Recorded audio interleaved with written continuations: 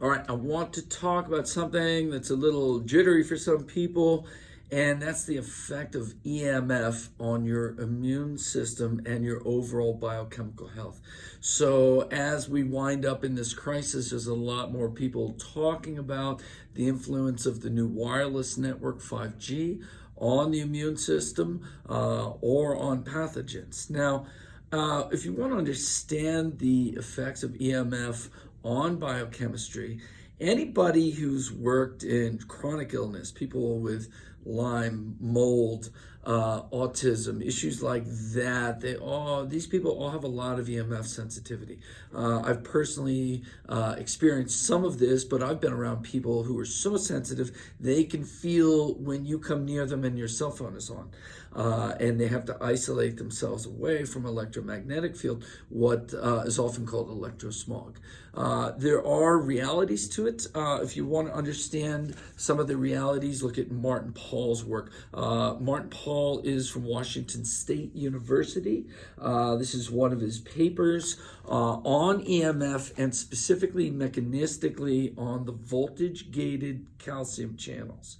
This is a key to how EMF causes inflammatory damage in the body. In your cells, you have you have two pairs. One is potassium and sodium. The other one is calcium and magnesium. And in a cell, there's a gradient of those. Calcium is kept outside the cell and magnesium inside the cell. In sodium-potassium, it's sodium outside and potassium inside. Now, you have things called voltage-gated ion channels that control those distributions. And the voltage-gated calcium channel is a really, really important one. And when that channel is overactivated, it lets calcium dump into the cell, and that stimulates inflammatory reactions. And in this paper, electromagnetic fields act via activation of voltage-gated calcium channels to produce beneficial or adverse effects. So some calcium signaling is beneficial, leads to bone growth, and some is pathologic. And we're going to look at this diagram and talk about beneficial versus pathological pathways and how we can use supplements to modulate which direction those things go. Now, if you want to get deeper into the 5G thing, Martin Pall felt very, very strongly about this, and this book is available for free online. Just Google Martin Pall and 5G. 5G, great risk for EU, US, and international health. Compelling evidence for 8 distinct types of great harm caused by EMF exposures and the mechanisms that cause them. And he lists out all of these actions here, and a lot of this is around this calcium signaling. So I just want to go through the calcium signaling first. Before we go into controlling that, I just want to hit on EMF hygiene. Your phone.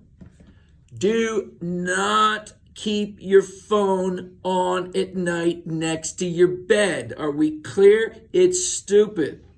All right, I'm a little intense sometimes when I get passionate about things. Am I not? Turn it on airplane mode.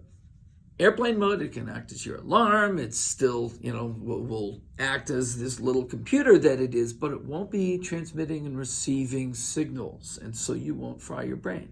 Secondly, turn off your wireless router at night. Just unplug the damn thing and let it go off, because it's shooting that stuff all over the place. So you're going to have more EMF quiet while you sleep, and that's really important to your sleep quality.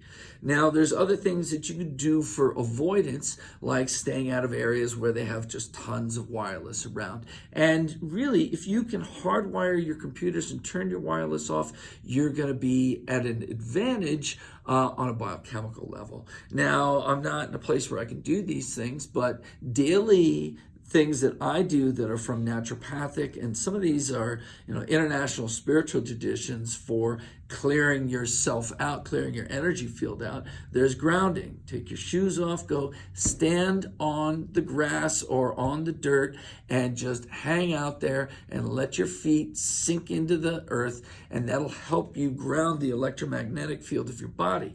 Now, that gets more potent if you are sky gazing. So sky gazing traditions come from China, Tibet, India, South America, where these are used extensively for clearing out your eyes and clearing out the system that's a really optical reception system. And so if you're grounded into the ground and staring into the blue sky for a couple of minutes, that's really, really good. More advanced than that is a couple of seconds right at the sun, but that can only be done in the first hour after sunrise or before sunset. And that instantly snaps you out of just about anything in your electromagnetic field.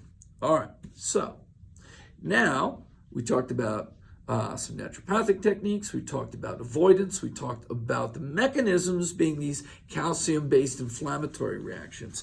So if you Google, Martin, you'll see some of these diagrams, and what this has basically is calcium activation, calcium signaling. This is eye calcium, that's intracellular calcium. This can go down a positive hormetic path where it can invigorate you, or it can go down a negative inflammatory path leading to NF-kappa beta type inflammation. NF-kB inflammation is the slow burn which just drags down your system.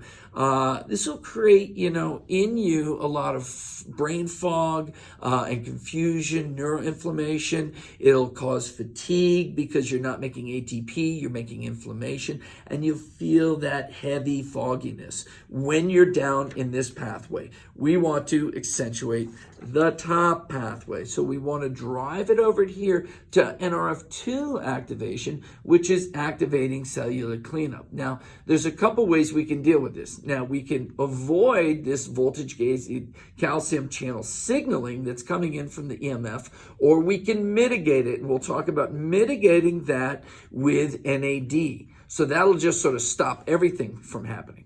But then we want to stop this intracellular signaling and the formation of peroxynitrite. And so this can be cleaved if some of this is going that way, and that's nitric oxide reacting with superoxide. Now we can mitigate superoxide with antioxidants like vitamin C and glutathione. And we can drive things over here towards NRF2, and whatever NF-kappa beta inflammation is there, we can mitigate that. So how are we going to mitigate these things? All right. NAD works to repair the voltage-gated calcium channel signaling. It stops the hyperactivation and fixes it. So it is a net consumer of NAD. It's looking like EMF is one of the many things that draws down your NAD pool. And so we need some, where's the NAD gold? We need some NAD gold to help build that up.